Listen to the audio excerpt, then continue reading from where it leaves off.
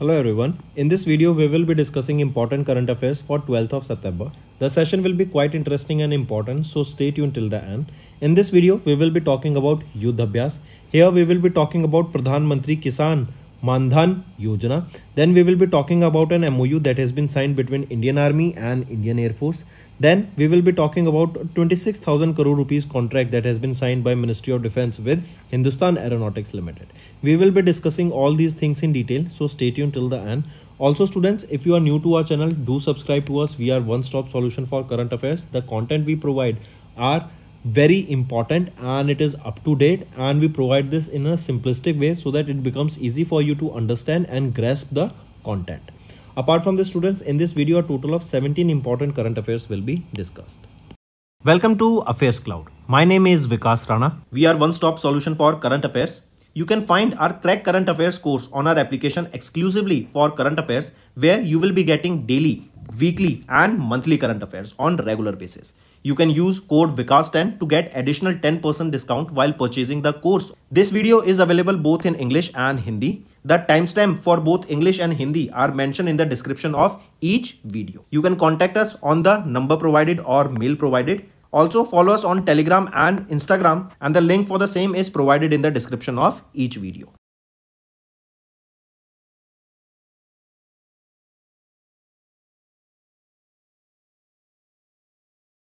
Also students, we have started a new initiative that is of handwritten notes. It is helpful to understand the news daily, time saving and very useful for your revision. We aims to cover 15 questions via handwritten notes in upcoming bank exams. These handwritten notes are available on daily current affairs content PDF at our mobile application and website careerscloud.in. Only our Crack Current Affairs subscribers will be able to access these handwritten notes. A sample PDF of the handwritten notes will be available in the description. Let's start with national affairs. First, we are talking about Yuddh Abhyas. This is the 20th edition of the exercise. 20th edition of the exercise. This exercise is held between our India and United States of America. Then next thing you need to remember is about the location where this exercise was held. This was held in Mahajan Field Firing Range, that is in the state of Rajasthan. Right, and this exercise is currently going on and it will go till September 22nd, 2024. Correct, take a note of this. Then this exercise was started when the first ever edition of this exercise was held in 2004. Correct. Then as it is the 20th edition, if asked about the 19th edition of the exercise, where was this held? It was held in Alaska, USA. Correct. Then here remember, in this exercise from Indian Army a total of 600 personals took part, and here these are from Rajput regiment. They are from Rajput regiment. Next is Pradhan Mantri Kisan Mandhan Yojana has completed 5 years of successful implementation. What is this Pradhan Mantri Kisan Mandhan Yojana? This is a central sector scheme, and this scheme is to provide social security to all the small farmers, right? The farmers that have small quantity of land. So this is to provide social security to all the small farmers. Who are those small farmers? Those who have small land. Correct. And this scheme, this central sponsor scheme, has completed recently 5 years. So we can say this scheme was launched in the year 2019. This scheme was launched by Prime Minister Narendra Modi, and it was launched on 12th of September 2019. Correct. And this scheme was launched in Jharkhand, Rajasthan, right, when Prime Minister Narendra Modi was on the visit there. Correct. Then this scheme, question can be asked that Pradhan Mantri Kisan Mandhan Yojana is being organized, or it has been monitored by which organization or by which ministry? It is Ministry of Agriculture and Farmers Welfare that is monitoring this scheme. Correct. Take a note of this. Then comes what is done under this scheme. As I mentioned, this is a social security scheme. That means under this, small amount of pension will be provided to these farmers after they reach a certain age. Correct. Here you will be seeing that in this Pradhan Mantri Kisan Mandhan Yojana, there will be a voluntary contribution, correct, that will be done by these small farmers, that will ensure the better income for the farmers in terms of a pension after they reach a fixed age. Under this, the small farmers, they will receive a fixed amount of 3000 rupees after attaining the age of 60 years, provided they meet the criteria for the scheme. Right? Take a note of this. And as for being in order to receive this 3000 rupees per month after they reach 60 years of age, they need to contribute here 55 to 200 rupees per month in this pension fund till they reach the 60 years of age. And once they reach the 60 years of age, they will be receiving this 3000 rupees per month. Next, one more thing here, you can see the criteria. As I mentioned, in order to have this, the farmers should have a land holding of maximums of 2 hectares, and these the person should be aged between 18 to 40 years of age. There is one more option here, that if the farmer needs to or wants to exit the scheme early, then they need to have a minimum period of 5 years when they are investing, and after completing of 5 years they can opt for exiting this scheme, and in that case it is LIC that will be returning their corpus with the interest rate. Next is Indian Army and Indian Air Force. They have signed a memorandum of understanding with GSV to enhance logistics expertise. Now what is GSV? It is Gati Shakti Vishwavidyalaya. And what is logistics? Logistics is basically when a company, say for example a factory, produces some goods and it wants to transport that good to B location. This process is known as logistics, from transporting goods from A to B, correct? And this Gati Shakti Vishwavidyalaya, remember, this was established in order to basically improve the logistics sector of India, correct? So for the same reason, it is Indian Army and Indian Air Force, they have signed a memorandum of understanding with Gati Shakti Vishwavidyalaya to enhance the logistic expertise. Where is this Gati Shakti Vishwavidyalaya? It is in Vadodara, that is in Gujarat. Right? Then next thing here, remember this Gati Shakti Vishwavidyalaya, that was earlier known as National Road Transport Institute, and it is India's first university in the transportation and logistic sector. Under this MOU, you will be seeing various knowledge sharing will be done, skill enhancement will be done, so that the modern logistic operations can be carried out with the new technology and new type of framework. Apart from this, this is in line with the national development strategies that comes under the National Logistic Policy of 2022. This will improve the ability to use knowledge, creativity and collaboration to meet the dynamic demands of the modern warfare. Okay. Then next, if I ask you, tell me who is the Chief of Army Staff? General Upendra Dwivedi.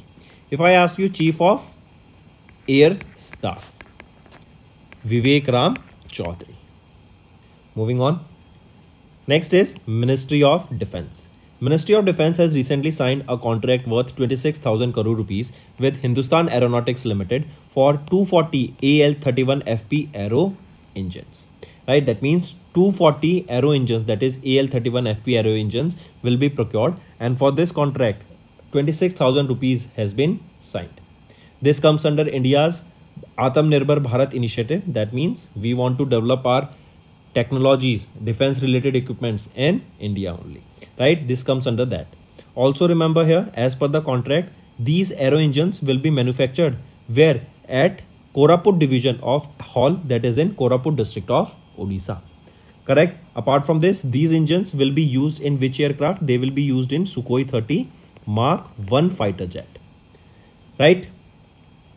Then apart from this, remember, at present, if I tell you, there are a total of 259 Sukhoi 30 Mark 1 fighter jets that are present in the Indian Air Force fleet.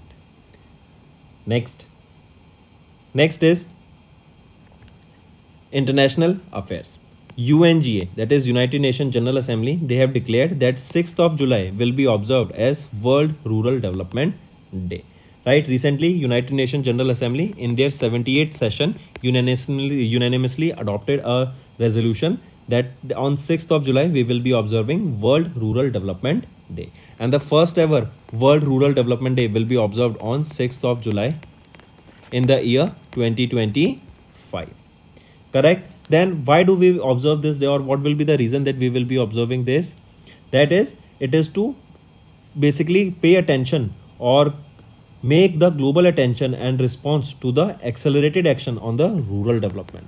that we should focus on rural development, because there is a large population in each country that lives in the rural areas. So to provide them with various services, to make them aware about the sustainable development goals, right, to provide them with various skills and knowledge, this aim has been done, right? So that is the reason United Nations General Assembly declared 6th of July will be observed as World Rural Development Day.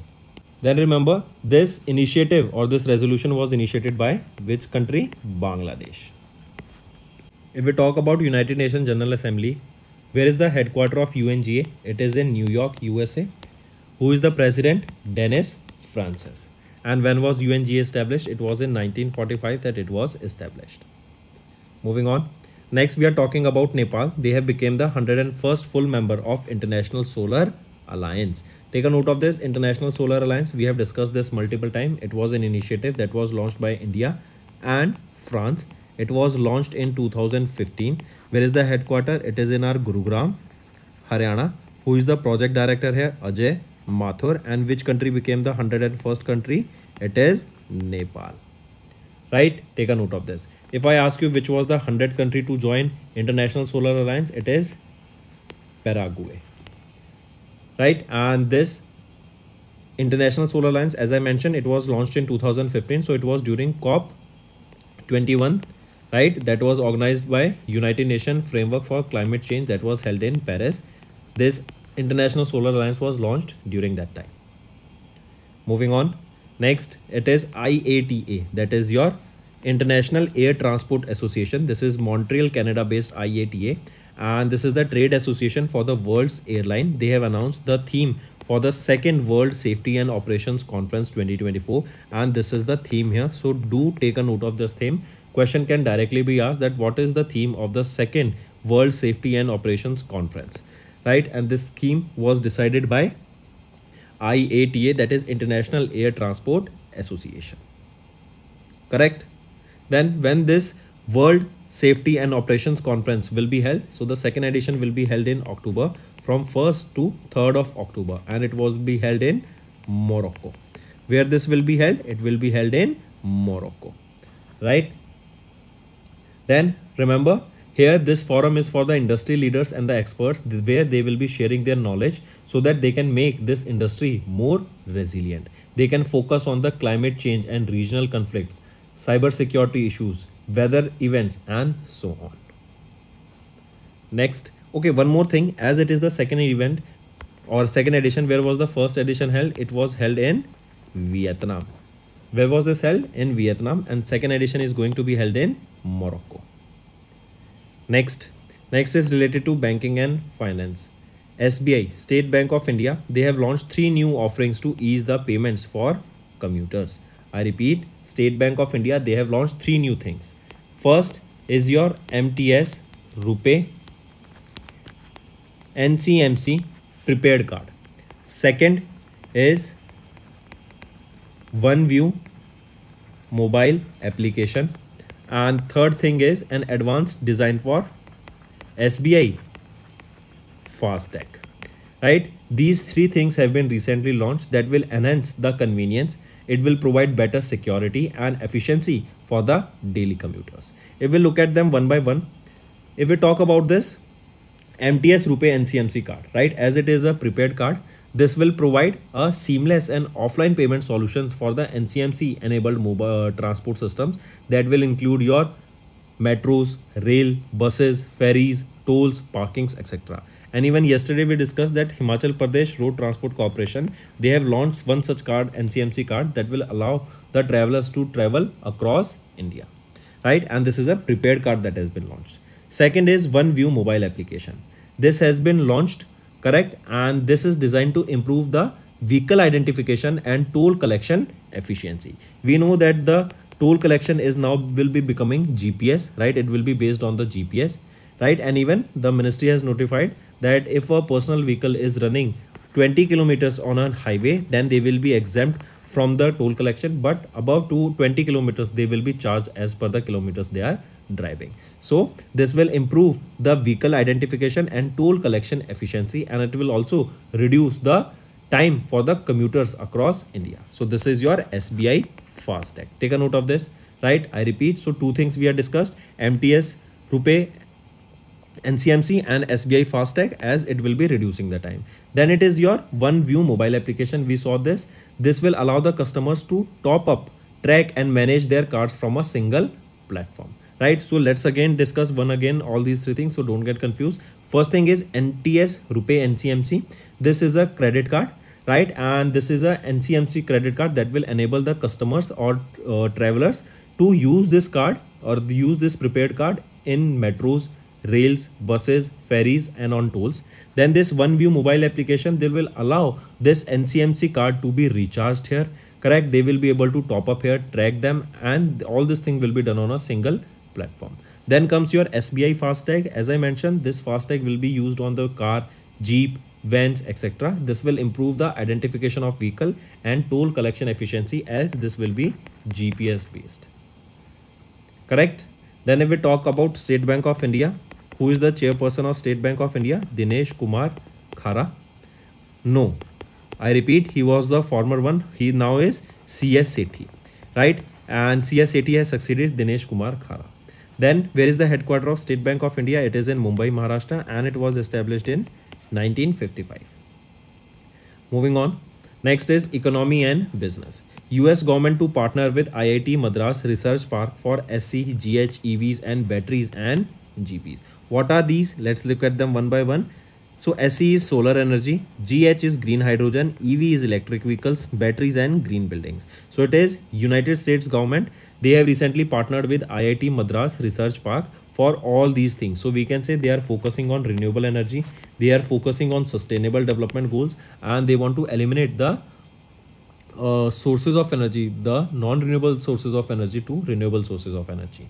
This partnership will bring together researchers from various countries, academicians, industry partners from both these countries to build an ecosystem in these 4 areas. Correct? Take a note of this. Next is appointments and resignations.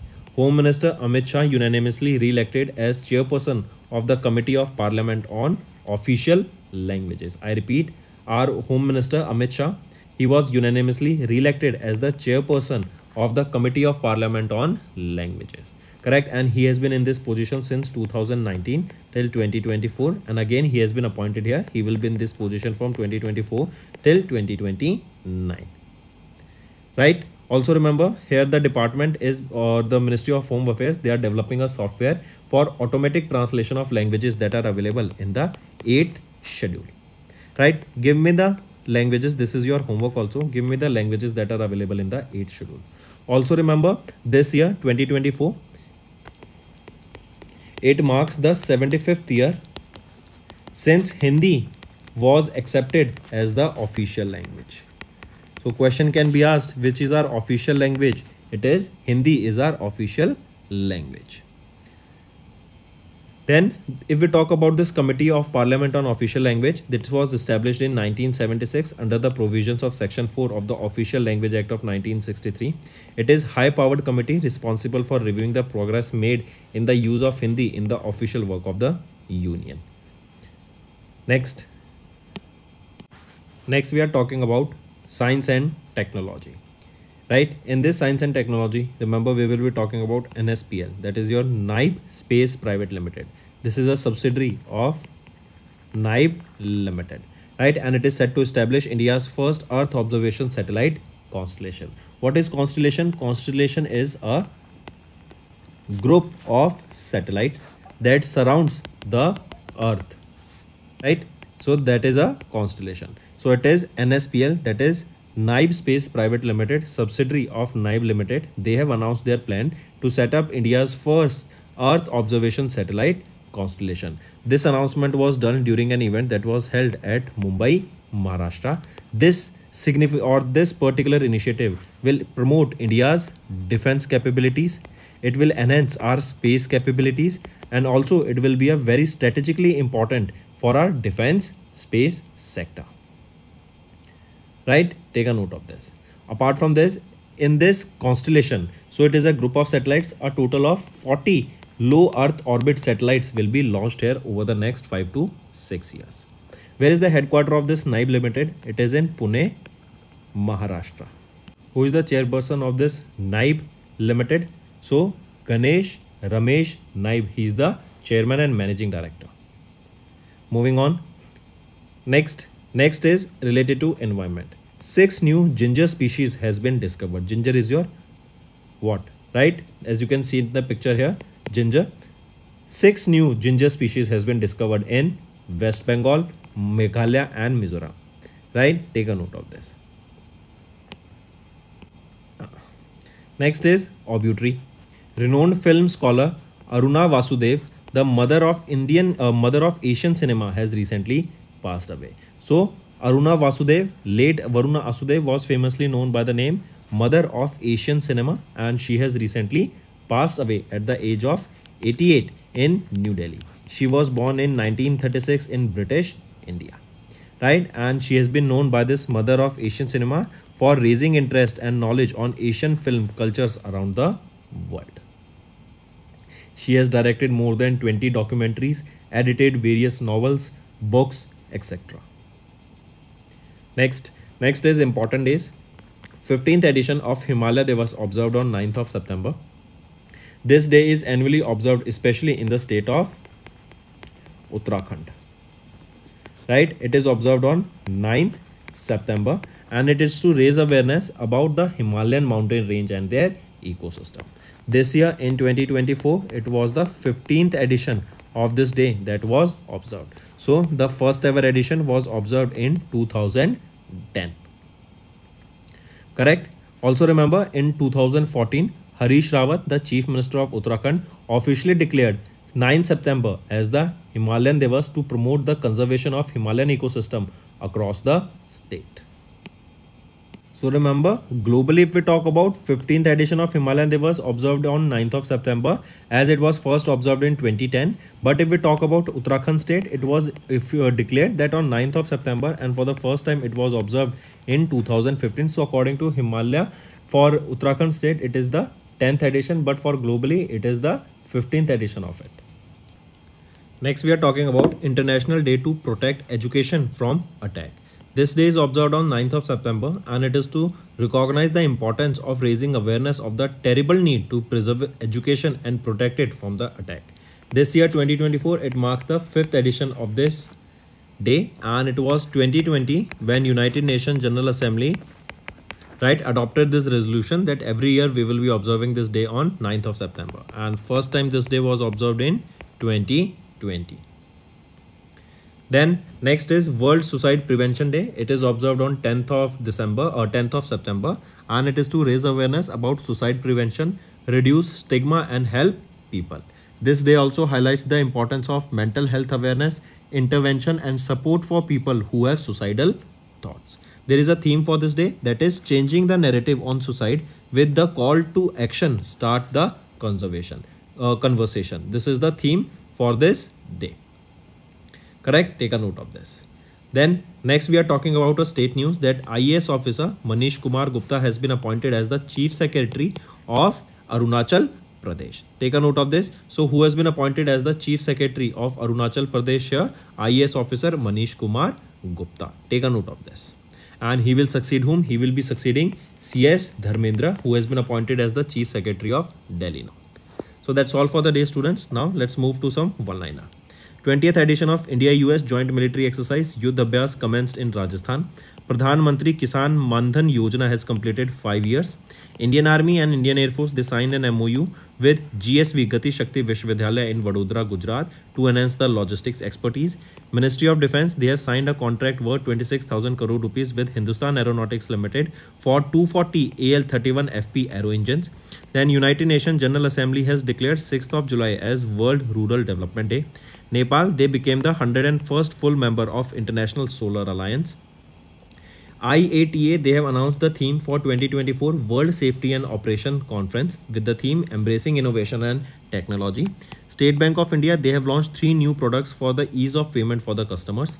US government partnered with IIT Madras Research Park for SE, solar energy, green hydrogen, electric vehicles and batteries, and GP. Then Home Minister Amit Shah unanimously re-elected as the chairperson of the Committee of Parliament on Official Languages. NSPL, subsidiary of NIBE Limited, is set to establish India's first Earth observation satellite constellation. Then 6 new ginger species has been discovered in West Bengal, Meghalaya and Mizoram. Next, renowned film scholar Aruna Vasudev, mother of Asian cinema, recently passed away. 5th edition of Himalayan Day was observed on 9th of September. International Day to protect education from attack on 9th of September. And World Suicide Prevention Day observed on 10th of September. Then IAS officer Manish Kumar Gupta has been appointed as the Chief Secretary of Arunachal Pradesh. So that's all for the day, students. Now let's move to some revision part that will be beneficial in your learning. Next, किस company ने recently secure किया DRDO का contract to develop under water launched unmanned aerial vehicle? तो क्या नाम रहेगा उसका? वो है Sagar defence engineering private limited.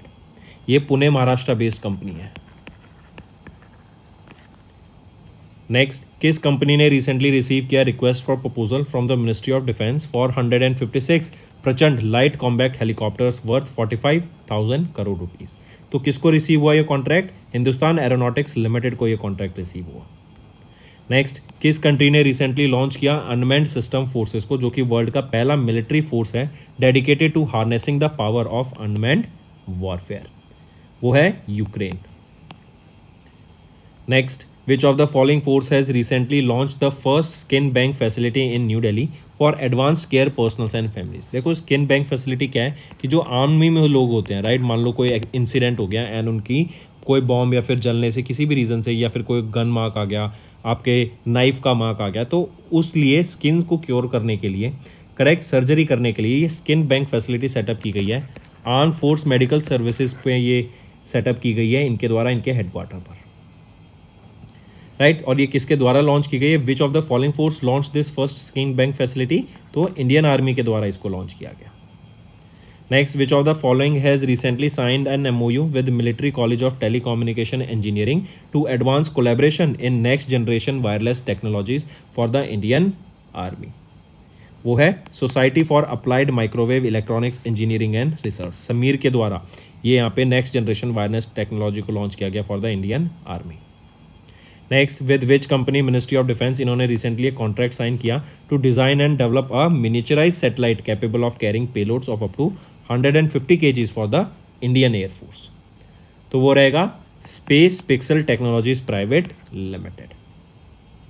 Next, in June doctor Sameer V Kamat, जो कि DRDO के चेयरमैन हैं, इन्होंने हैंड ओवर किया medium range microwave obscurant chaff rocket to the rear admiral Brijesh Vashishta, जो डायरेक्टर जनरल हैं ऑफ नेवल आर्मेंट इंस्पेक्शन की of Indian navy, at a ceremony जो कि न्यू दिल्ली में हुई.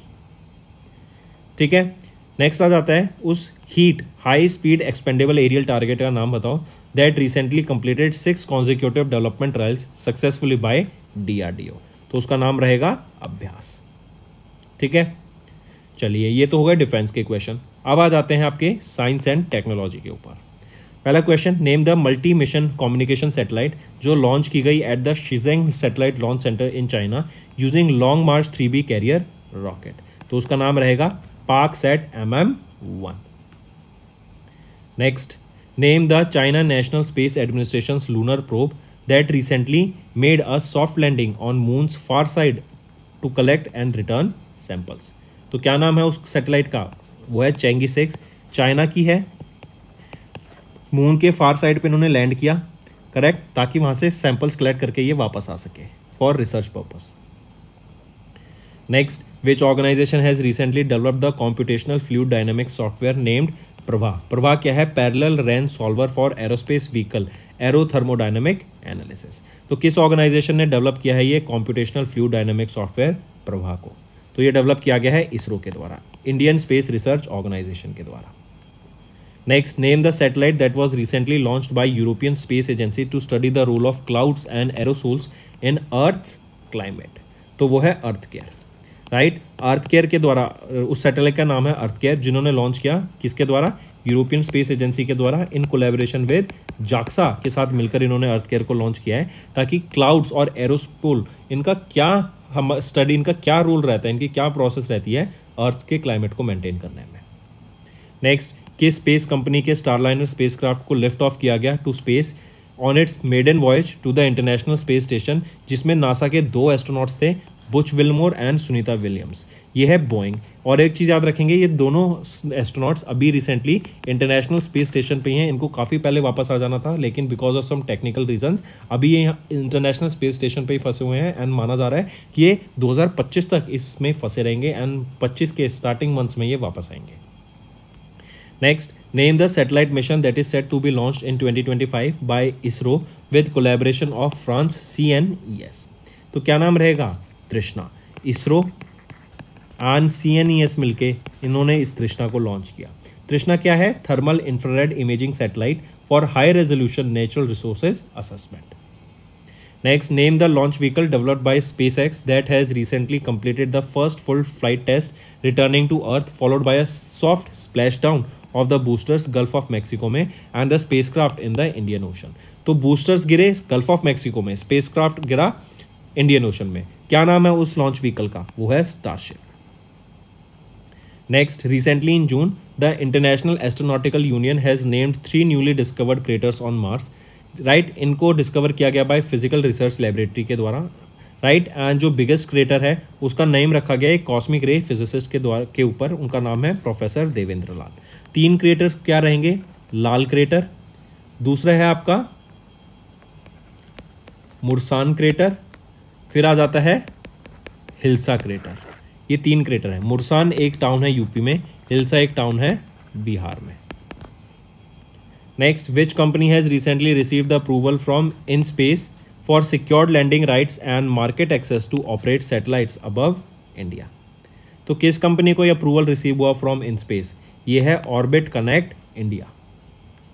नेक्स्ट, किस यूनिवर्सिटी ने रिसेंटली इंस्टॉल किया ग्लोबल नेविगेशन सैटेलाइट सिस्टम को रिसीवर को एंड स्पेस वेदर लेबोरेटरी को at its campus in collaboration with National Atmospheric Research Laboratory of the ISRO? वो है Manav Rachna university of Delhi. Next, which foundation has recently launch the first of its kind innovation lab for eye care in India? तो Sankara foundation के द्वारा अभी first of its kind innovation lab को launch किया गया है for eye care in India. Next, China ने successfully launch किया स्पेस वेरिएबल ऑब्जेक्ट्स मॉनिटर्स को through a Long March 2C carrier rocket at Xichang satellite launch centre in Sichuan province. ये जो project है इसको लेड किया गया बाय CNSA एंड CNES। CNES कहाँ की है? ये फ्रांस की स्पेस ऑर्गेनाइजेशन है, ठीक है, एंड CNSA ये चाइना की। Next, what is the name of ISRO's reusable launch vehicle जिसको सक्सेसफुली जिसने कंप्लीट किया 3rd ऑटोनोमस लैंडिंग एक्सपेरिमेंट को 23 जून 2024 में? उसका नाम क्या रहेगा? वो है पुष्पक। राइट, इंडिया का और इसरो का रीयूजेबल लॉन्च व्हीकल रहेगा ये।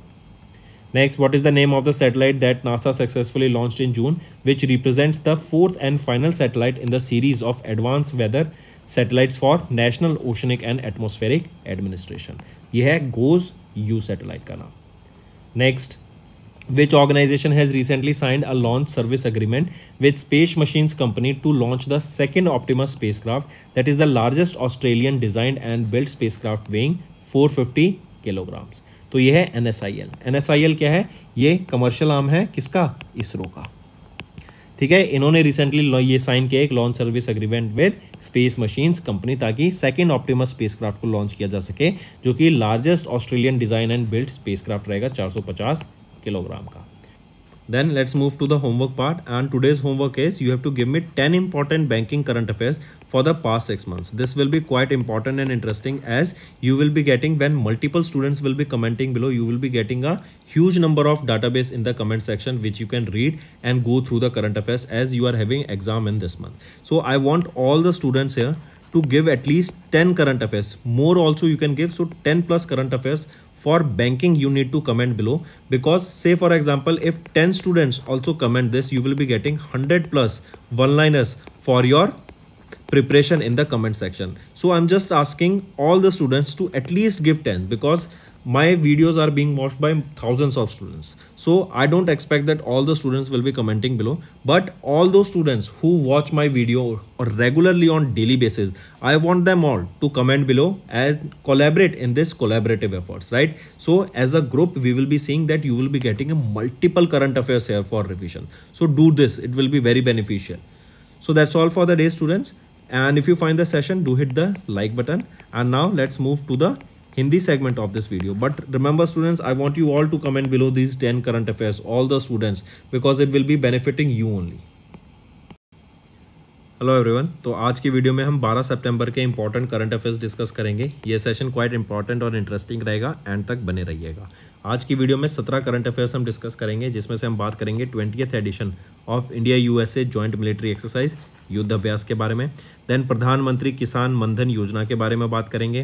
देन हम बात करेंगे गति शक्ति विश्वविद्यालय के साथ एक एमओयू साइन किया है ताकि लॉजिस्टिक एक्सपर्टीज को बढ़ावा दिया जा सके। देन मिनिस्ट्री ऑफ डिफेंस ने एक 26,000 करोड़ का एक कॉन्ट्रैक्ट साइन किया हॉल के साथ। इन सभी चीज़ों को हम डिटेल में डिस्कस करेंगे, एंड तक बने रहिएगा। ऑल्सो स्टूडेंट्स, अगर आप नए हैं और अभी तक आपने हमें सब्सक्राइब नहीं किया है तो जल्द से जल्द जाके सब्सक्राइब कर लीजिए। We are one stop solution for current affairs. Daily basis पे बहुत इंटरेस्टिंग एंड इन्फॉर्मेटिव वे में हम आपको करंट अफेयर्स पढ़ाते हैं ताकि आपकी लर्निंग अच्छी हो सके। एंड स्टूडेंट्स, एंड तक ज़रूर बना रहिएगा। आज होमवर्क कुछ इंटरेस्टिंग होमवर्क रहेगा जो कि आपकी प्रिपरेशन में बहुत हेल्प करने वाला है, क्योंकि अभी हमें एग्जाम देखने को मिलेंगे इस मंथ में। तो आप देखिएगा जो ये होमवर्क क्वेश्चंस रहेंगे ना आज के, राइट, वो आपकी लर्निंग बहुत हेल्प करेगा। एंड मैं चाहता हूं जितने भी बच्चे मुझे डेली वीडियो मेरी देखते हैं वो इस होमवर्क को जरूर अटेम्प्ट करें। बहुत अच्छा होमवर्क रहेगा ये। Welcome to affairs cloud. My name is Vikas Rana. We are one stop solution for current affairs.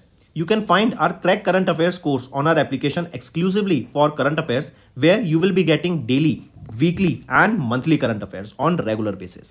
You can use code VIKAS10 to get additional 10% discount while purchasing the course. This video is available both in English and Hindi. The timestamp for both English and Hindi are mentioned in the description of each video. You can contact us on the number provided or mail provided. Also follow us on Telegram and Instagram, and the link for the same is provided in the description of each video.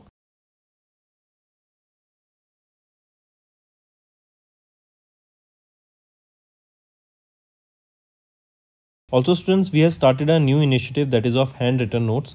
It is helpful to understand the news daily, time saving and very useful for your revision. We aims to cover 15 questions via handwritten notes in upcoming bank exams.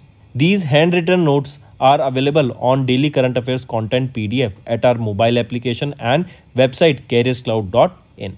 Only our Crack Current Affairs subscribers will be able to access these handwritten notes. A sample PDF of the handwritten notes will be available in the description. तो चलिए start करते हैं। सबसे पहले हम बात करेंगे national affairs की। नेशनल अफेयर्स में हम बात कर रहे हैं युद्ध अभ्यास की। तो युद्ध अभ्यास का ये 20th एडिशन इस एक्सरसाइज का था जो अभी हमें देखने को मिला। किन के बीच में होता है? इंडिया एंड यूएसए के बीच में ये एक्सरसाइज कंडक्ट कराई जाती है।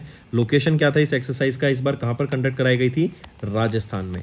राजस्थान में भी कहाँ पर? महाजन फील्ड फायरिंग रेंज में हमें देखने को मिली थी, और ये अभी 22 सितंबर तक ये एक्सरसाइज कंटिन्यू चलेगी 2024 में। अगर ये तो था 20th एडिशन। अगर मैं 19th एडिशन की बात करूं तो 19th एडिशन एक्सरसाइज का कहाँ हुआ था? अलास्का में हुआ था, यूएसए में। यहीं पे अगर हम देखें इस 20वीं पार्ट एडिशन में 600 से ज़्यादा पर्सनल्स ने पार्टिसिपेट किया फ्रॉम राजपूत रेजिमेंट। ठीक है, ये मार्क करके चलेंगे। चलिए नेक्स्ट पे आते हैं। नेक्स्ट है प्रधानमंत्री किसान मनधन योजना। इन्होंने अभी 5 साल पूरे कर लिए इस एक्सरसाइज ने ऑफ द इम्प्लीमेंटेशन। अगर मैं इस स्कीम की बात करूं, ये एक सेंट्रल सेक्टर स्कीम है। इस स्कीम का बेसिकली काम क्या है? जो स्मॉल फार्मर्स होते हैं, राइट, उनको सोशल सिक्योरिटी प्रोवाइड करना। अब ये सोशल सिक्योरिटी क्या होती है? बेसिकली एक तरह की यहाँ पे पेंशन इनको मिलेगी जब ये 60 साल की इनकी एज हो जाएगी। फार्मर्स जो कि 18 से लेके 40 साल की बीच में है, वो हर महीना यहाँ पर कुछ अमाउंट कंट्रीब्यूट करेंगे। ये अमाउंट आ जाता है आपका 55 रुपये से लेके 200 रुपये, ये हर महीना यहाँ पे कंट्रीब्यूट करेंगे।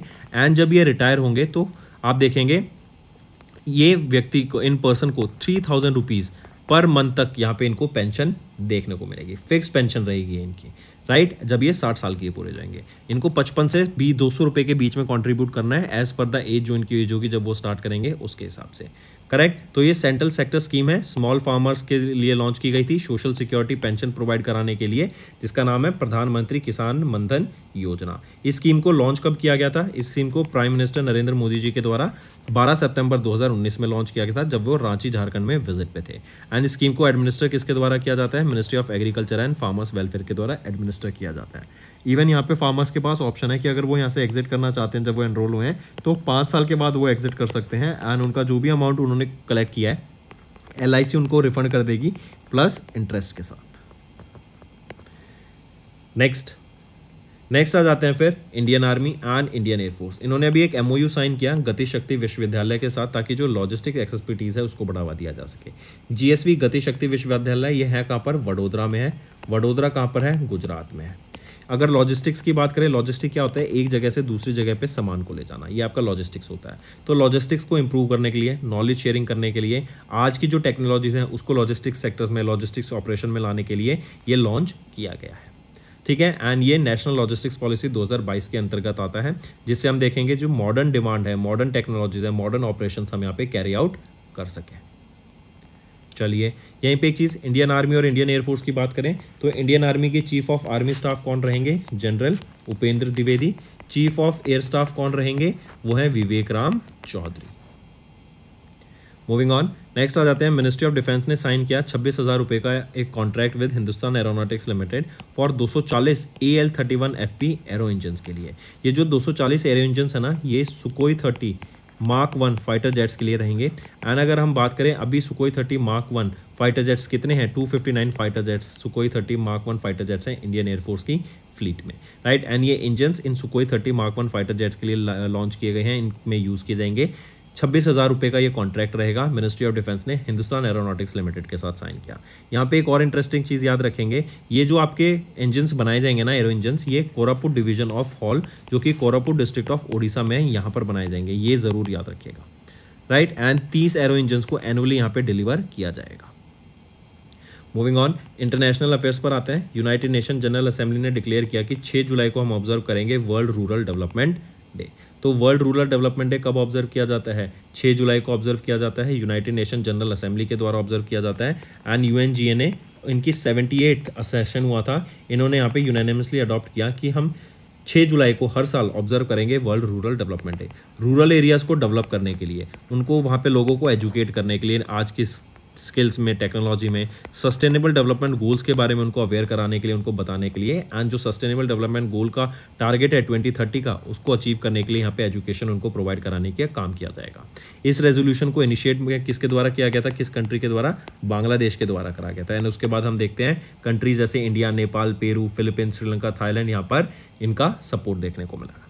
अगर यूनाइटेड नेशन जनरल असेंबली की बात करूं तो मैं प्रेसिडेंट कौन रहेंगे, डेनिस फ्रांसिस। हेडक्वार्टर कहां पर है इसका, न्यूयॉर्क USA में। एंड इसको 1945 में इस्टेब्लिश करा गया है। चलिए नेक्स्ट पे आते हैं। नेक्स्ट आ जाते हैं फिर नेपाल। नेपाल वो 101st फुल टाइम मेंबर बन गया of International Solar alliance ISA का। ISA 2015 में लॉन्च किया गया था during COP19, right. India and France के द्वारा ये इनिशिएटिव रहेगा। हेडक्वार्टर गुरुग्राम हरियाणा में रहेगा। प्रोजेक्ट डायरेक्टर अजय माथुर रहेंगे यहाँ पे। 101st कंट्री तो बन गई है नेपाल। अगर मैं बात करूँ 100वीं कंट्री कौन है, पैराग्वे यहाँ पे 100 कंट्री बन गई हैं जिन्होंने इंटरनेशनल सोलर अलायंस को यहाँ पे ज्वाइन किया। नेक्स्ट पे आ जाते हैं IATA, international air transport association. ये ट्रेड एसोसिएशन है वर्ल्ड एयरलाइंस की। एंड इन वर्ल्ड एयरलाइंस की एसोसिएशन के द्वारा अभी जो थीम है second world safety and operations conference की, जो कि अभी हमें देखने को मिली थी मोरक्को में, उसकी यहाँ पर एक थीम लॉन्च करी है। ये थीम ज़रूर मार्क करिएगा। थीम है embracing innovation and technology for safe and efficient operation. 1 से 3 अक्टूबर तक ये हमें देखने को मिलेगी मोरक्को में। रॉयल एयर मार्क के द्वारा इसको होस्ट किया जाएगा। ये लार्जेस्ट नेशनल एयरलाइन है मोरक्को की। एंड ये तो था सेकेंड एडिशन इस कॉन्फ्रेंस का जिसकी थीम ये है। अगर मैं पूछूं फर्स्ट कॉन्फ्रेंस कहाँ पर हमें देखने को मिली थी, तो ये वियतनाम में देखने को मिली थी। ठीक है, चलिए नेक्स्ट पे आते हैं। नेक्स्ट है, ये इंपॉर्टेंट है, मार्क करके चलिएगा। अभी बैंकिंग एंड फाइनेंस की बात करेंगे तो स्टेट बैंक ऑफ इंडिया ने 3 नई ऑफरिंग्स यहाँ पे लॉन्च करी हैं ताकि पेमेंट में ईज देख सके फॉर कम्यूटर्स। जो पहली चीज़ आ जाती है वो है आपकी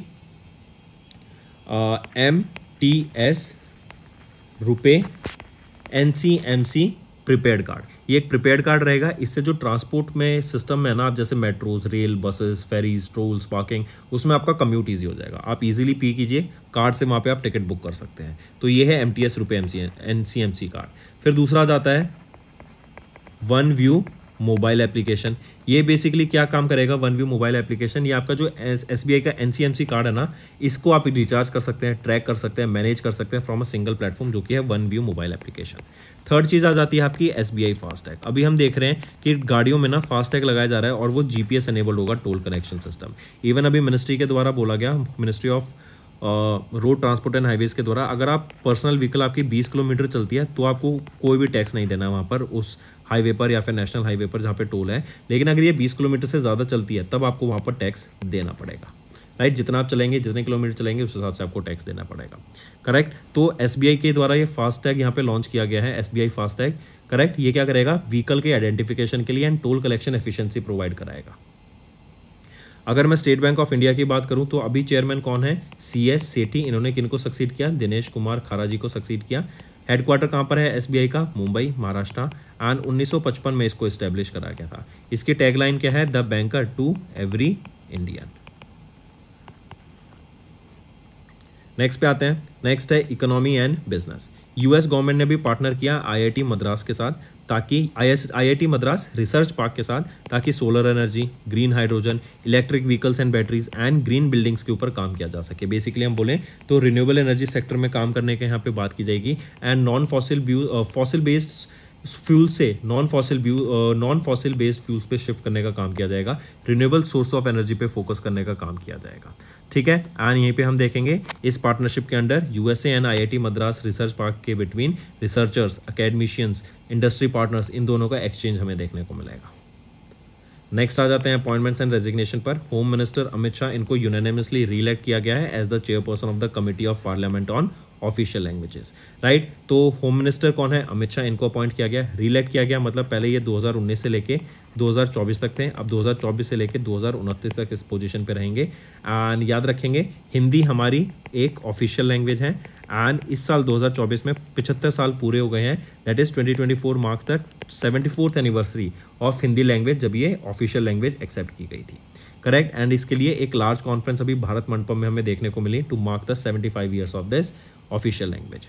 हिंदी आपकी कौन सी स्क्रिप्ट में लिखी जाती है, देवनागरी स्क्रिप्ट में लिखी जाती है, ये भी मार्क करके चलेंगे। 1949 में इसको अपनाया गया था, ठीक। यहीं पे अगर मैं बात करूँ इस committee of parliament on official languages की, तो यहाँ पे याद रखेंगे इस कमेटी को 1976 में इस्टेब्लिश किया गया था। ये एक हाई पावर्ड कमेटी है responsible for reviewing the progress made in the use of Hindi in the official work of the union.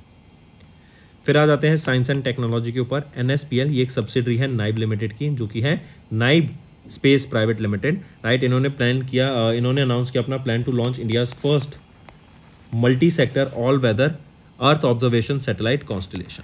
तो ये earth observation satellite constellation launch करने की बात कर रहे हैं। देखो अर्थ के चारों तरफ सैटेलाइट्स का एक कॉन्स्टलेशन बनाया जाएगा। यहाँ पे 40 सैटेलाइट्स का ये कॉन्स्टलेशन हमें देखने को मिलेगा लो अर्थ ऑर्बिट में, जैसे आपकी स्टारलिंक बना रही है, जैसे जी स्पेस ऑफ चाइना का बना रहे हैं, तो वो कॉन्स्टलेशन बना रहे हैं अर्थ के चारों तरफ छोटी छोटी सैटेलाइट्स का।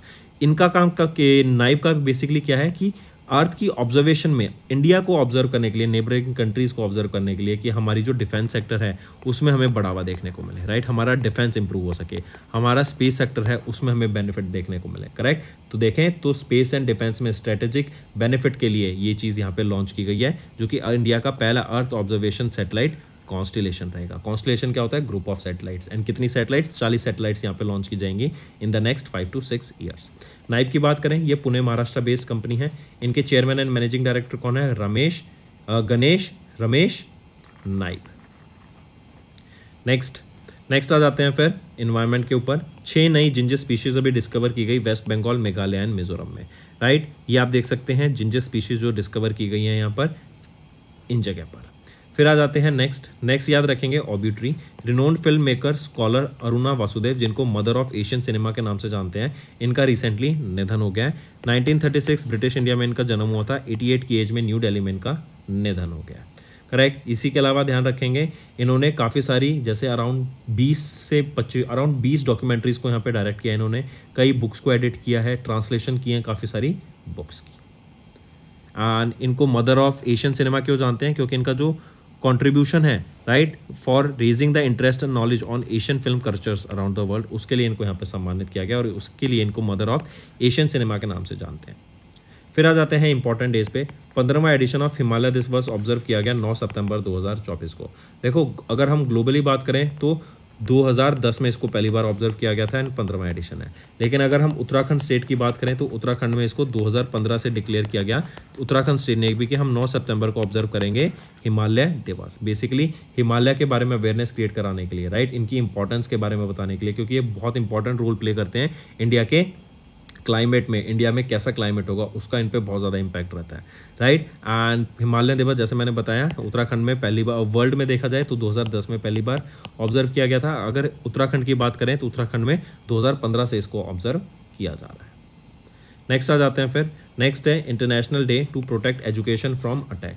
तो एजुकेशन को प्रोटेक्ट करने के लिए फ्रॉम अटैक, की एजुकेशन बढ़ सके, कम्युनिटीज़ में एजुकेशन फैल सके एंड इसके खिलाफ कोई भी हमें रेजिस्टेंस ना देखने को मिले, राइट। तो इसलिए ये डे ऑब्जर्व किया जाता है और इस बार हमने इसका 5th एडिशन ऑब्जर्व किया है। यूनाइटेड नेशन जनरल असेंबली के रेजोल्यूशन ने अडॉप्ट किया कि 2020 से हम ऑब्जर्व करेंगे international day to protect education from attack, और पहली बार इसको 2020 में ऑब्जर्व किया गया था 9 सितंबर को। नेक्स्ट आ जाते हैं वर्ल्ड सुसाइड प्रिवेंशन डे, 10 सितंबर को ऑब्जर्व करते हैं सुसाइड के बारे में अवेयरनेस क्रिएट कराने के लिए एंड क्यों लोगों को सुसाइड नहीं करना चाहिए, राइट। इससे सुसाइड प्रिवेंशन के लिए लोगों को अवेयरनेस क्रिएट कराने के लिए एंड जो हेल्प है लोगों तक पहुंचाने के लिए ये डे ऑब्जर्व किया जाता है। इसी की एक थीम याद रखेंगे, थीम रहेगी 2024 से 26 तक ये थीम रहेगी, changing the narrative on suicide with the call to action start the conversation, right. फिर इसके बाद आ जाते हैं स्टेट न्यूज़ के ऊपर। IAS ऑफिसर मनीष कुमार गुप्ता, इनको अपॉइंट किया गया है chief secretary of Arunachal Pradesh. Mark करेंगे एंड ये किनको सक्सीड करेंगे, CS धर्मेंद्र को ये सक्सीड करेंगे। तो दोस्तों ये थे हमारे आज के important current affairs friends, but homework तक जरूर वेट करना, होमवर्क बहुत अच्छा है आज का आपका। अब आ जाते हैं आपके वन लाइनर्स पर। 20वां edition of India USA joint military exercise Yudh Abhyas अभी राजस्थान में हुआ।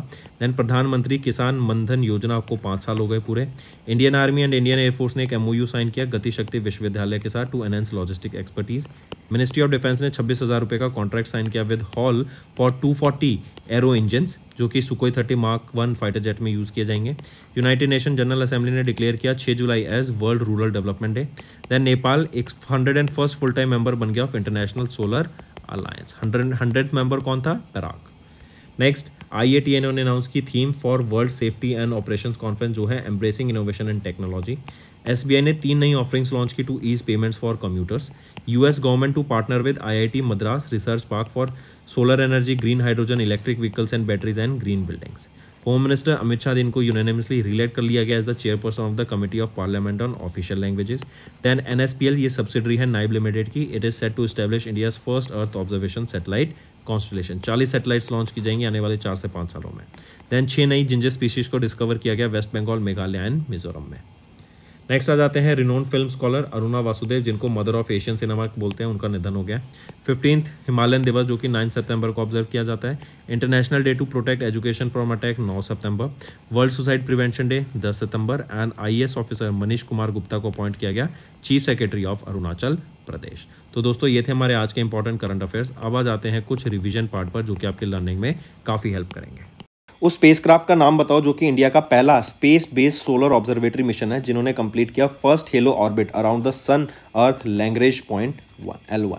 तो L1 पॉइंट पे लॉन्च किया गया वो कौन सा स्पेस सैटेलाइट था इंडिया का, वो है आदित्य L1 यहाँ पे क्या है, लैग्रेंज 1 पॉइंट। किसके द्वारा लॉन्च किया गया था, इसरो के द्वारा लॉन्च किया गया था। एंड इस आदित्य L1 मिशन का एम क्या है कि सन की जो सरफेस है उसको स्टडी करना, बेसिकली सन को स्टडी करने का काम करता है। एंड अभी इन्होंने पहला हॉलो ऑर्बिट कंप्लीट किया है around this Lagrange 1 point. Next उस ऑर्गेनाइजेशन का नाम बताओ that recently in partnership with Blue Origin announced India as a partner nation in their human space flight program. तो वो है SERA, space exploration and research agency. इन्होंने अभी recently partner किया ब्लू ओरिजिन के साथ एंड इन्होंने अनाउंस किया है कि इंडिया इनका पार्टनर नेशन रहेगा for their human space flight programme. Blue Origin का एक रॉकेट है शेफर्ड, इसकी मदद से 6 एस्ट्रोनॉट्स को यहाँ सेलेक्ट किया जाएगा जिसमें से एक सीट इंडिया की रहेगी, एक नाइजीरिया, एक मालदीव्स की रहेगी, जिसमें से हम देखेंगे शेफर्ड इस रॉकेट की मदद से 11 मिनट का ये एक मिशन रहेगा जहाँ पर आउटर स्पेस में लोगों को, इन एस्ट्रोनॉट्स को ले जाया जाएगा और इंडिया यहाँ पर अभी पार्टनर नेशन बन गया है इस मिशन का। नेक्स्ट नासा लॉन्च करेगा भी एक टेलीस्कोप जिसका नाम क्या रहेगा, जो 2040 में लॉन्च किया जाएगा, जो कि एलियंस को एंड इनहेबिटेड प्लैनेट्स जो हमारे सोलर सिस्टम के बियॉन्ड है उनको स्टडी करने का काम करेगा। तो क्या नाम रहेगा इस टेलीस्कोप का, हैबिटेबल वर्ल्ड ऑब्जर्वेटरी। ये एक्स्ट्रा टेरिटोरियल लाइफ जिसको हम एलियंस कहते हैं इनको सर्च करने का काम करेगा। 2040 में इसको लॉन्च किया जाएगा एंड किसके द्वारा लॉन्च किया जाएगा, नासा के द्वारा इसको लॉन्च किया जाएगा।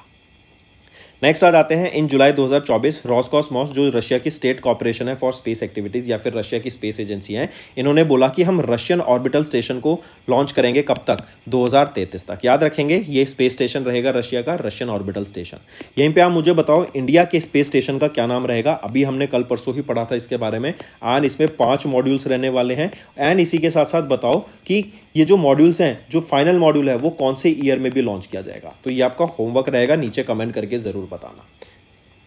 नेक्स्ट, टर्की, इनके द्वारा पहली इंडिजीनियस कम्युनिकेशन सैटेलाइट को लॉन्च किया गया जिसका नाम है टर्कसैट 6A। इसको स्पेसएक्स के फैल्कन 9 रॉकेट की मदद से लॉन्च किया गया। तो ये जो टर्कसैट 6A है ना, इसको डेवलप किया गया है किसके द्वारा, एसएलएन के द्वारा इसको डेवलप किया गया है, मार्क करेंगे। Next, France, Germany, Italy and Poland, इन्होंने भी एक LOI letter of intent sign किया कि ये जॉइंटली डेवलप करेंगे क्या। एंड ये जो initial letter of intent sign किया गया है during the NATO 75th anniversary summit जो कि वॉशिंगटन DC USA में हुई थी उसके दौरान। तो इन्होंने जॉइंटली डेवलप यहाँ पे जॉइंटली एक लेटर ऑफ इंटेंट साइन किया जो कि आपका लॉन्ग रेंज क्रूज मिसाइल्स को डेवलप करने के लिए, राइट। अभी हम जानते हैं कि वॉर लाइक सिचुएशन चल रही है वर्ल्ड वाइड, तो ऐसे में ये खुद को प्रोटेक्ट करने के लिए लॉन्ग रेंज क्रूज मिसाइल्स को डेवलप करने के लिए इन्होंने एक लेटर ऑफ इंटेंट साइन किया है। किन कंट्रीज ने, France, Germany, Italy and Poland ने। नेक्स्ट, उस यूरोपियन स्पेस एजेंसी के नए हेवी लिफ्ट रॉकेट का नाम बताओ that has been recently launched into space for the first time from Europe spaceport in French Guiana. French Guiana से इसको launch किया गया था। पूछा जा रहा है कि उस हेवी लिफ्ट रॉकेट का नाम बताओ जो कि यूरोपियन स्पेस एजेंसी के द्वारा लॉन्च किया गया था। तो क्या नाम रहेगा उसका, वो है Ariana 6 rocket. Next, name the company that recently launch the 4 new anti drone product जिनका नाम है हॉकाई, बारबरिक, स्थिर स्टेप 640 एंड प्रशस्ता। तो किन के द्वारा लॉन्च किया गया है, जेन टेक्नोलॉजीज के द्वारा इसको लॉन्च किया गया है। अगर हम बात करें जेन टेक्नोलॉजीज, ये एक anti drone technology and defence training solutions provider है पुणे महाराष्ट्र में। इन्होंने ये 4 प्रोडक्ट्स को लॉन्च किए हैं। हॉकाई जो रहेगा ये एक एंटी ड्रोन सिस्टम रहेगा विद न्यूमरस सेंसर्स। बारबरिक ये वर्ल्ड का lightest remote control weapon station रहेगा। स्थिर की बात करें ये एक इन्फेंट्री कॉम्बैक्ट व्हीकल रहेगी। एंड प्रशस्ता की बात करें ये यूज करेंगे लाइडर टेक्नोलॉजी को। तो क्वेश्चन पूछा जा सकता है कि जेन टेक्नोलॉजीज के द्वारा जो 4 प्रोडक्ट लॉन्च किए गए हैं उसमें से लाइडर टेक्नोलॉजी कौन यूज करेगा, तो प्रशस्ता ये लाइडर टेक्नोलॉजी यूज करेगा for detection of various threats. अगर लाइडर की बात करें, लाइडर क्या है, लाइट डिटेक्शन एंड रेंजिंग, मतलब लाइट को छोड़ा जाता है, राइट, किसी पॉइंट पे पॉइंट किया जाता है, जब वो वहां से वापस टकरा के आती है तो उनका जो डिस्टेंस नापा जाता है उसके बेसिस पे यहाँ पर आपकी सारी कैलकुलेशंस की जाती हैं। तो ये है लाइडर टेक्नोलॉजी। नेक्स्ट, किस कंपनी ने रिसेंटली रिसीव किया authorisation from in space to provide ground station as a service. तो किस कंपनी ने ऑथराइजेशन प्रोवाइड किया है इन स्पेस के द्वारा, किसको मिला ये ऑथराइजेशन, ये है ध्रुवा स्पेस प्राइवेट लिमिटेड को। ये अभी अप्रूवल मिल गया फ्रॉम इन स्पेस कि ये ground station as a service यहाँ पे प्रोवाइड कर सकते हैं। इससे क्या होगा, जो डाटा ट्रांसमिशन और अच्छा हो जाएगा, मिशन में फ्लेक्सिबिलिटी हमें देखने को मिलेगी, जो कम्युनिकेशन है रियल टाइम सैटेलाइट कम्युनिकेशन उसमें हमें ज़्यादा एनहेंसमेंट देखने को मिलेगी। तो फ्रेंड्स अब आ जाते हैं होमवर्क पार्ट पर। बहुत इंपॉर्टेंट रहेगा स्टूडेंट्स। इस होमवर्क में मैं चाहता हूं कि जो भी बच्चे यहाँ पर अभी वीडियो देख रहे हैं वो सभी पार्टिसिपेट करें। आपको 10 इंपॉर्टेंट करंट अफेयर्स देने हैं मुझे for banking current affairs for the past 6 months. अब इससे देखो होगा क्या, अगर हर बच्चा यहाँ पे 10 कमेंट करेगा ना पिछले 6 महीने के, कोई भी 10 आपको जो इंपॉर्टेंट लगे, तो हमारा एक बहुत अच्छा नोट्स बन जाएंगे कमेंट सेक्शन में। और इस वीडियो को जरूर देखिएगा, बार बार देखिएगा, इसके कमेंट्स को जरूर पढ़ना क्योंकि बहुत सारे बच्चे यहाँ पे नीचे कमेंट करेंगे। एंड अगर आप मान के चलो 10 बच्चों ने भी कमेंट कर दिया ना, तो 100 इंपॉर्टेंट बैंकिंग के करंट अफेयर्स आपको पास्ट 6 मंथ के मिलेंगे जो आपकी लर्निंग में काफ़ी हेल्प करेंगे क्योंकि अभी एग्जाम आने वाले हैं। 10 तो मैंने बोल दिया, हमारी वीडियो बहुत सारे बच्चे देखते हैं। एंड जो बच्चे सीरियसली हमारी वीडियो देखते हैं, जो सीरियसली मुझे डेली बेसिस पे फॉलो करते हैं, उनसे मैं रिक्वेस्ट करूंगा कि आप आज अपने टीचर की बात मानो एंड ये काम जरूर करना क्योंकि इससे आपका तो बेनिफिट होगा ही होगा। आप देखेंगे, आप 10 कमेंट करेंगे, आपके दोस्त कमेंट करेंगे 10 और, तो आपका कितना अच्छा यहाँ पे नोट बैंक बन जाएगा, कितने सारे आपको इन्फॉर्मेशन देखने को मिलेंगी। एंड इन कमेंट सेक्शन को जरूर से पढ़िएगा। बहुत अच्छा आज का कमेंट सेक्शन रहने वाला है, बहुत सारी चीजें आपको सीखने को मिलेंगी जो कि आपके एग्जाम में आपके लिए बहुत बेनिफिट प्रोवाइड कराएंगी। So that's all for the day students, thank you and have a nice day.